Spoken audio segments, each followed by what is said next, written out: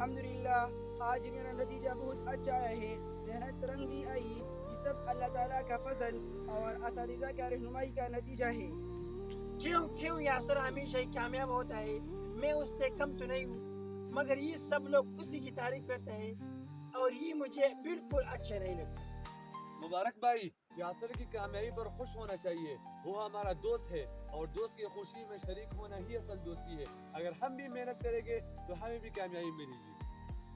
بھائیو، حسد ایک ایسا آگ ہے جو سب سے پہلے انسان کے اپنے دل کو جلا دیتے ہیں۔ دوسروں کی کامیابی سے جلنے والا خود سکون نہیں ہے سکتا۔ اصل کامیابی یہ ہے کہ ہم دوسروں کی کامیابی کو دیکھ کر سبق لیں اور خود بھی محنت کریں۔ اگر دل میں حسد ہوگا تو نہ دوستی قائم رہتی ہے اور نہ ہی انسان ترقی کرتا ہے۔ دوست وہی ہے جو دوست کی خوشی میں خوش ہو۔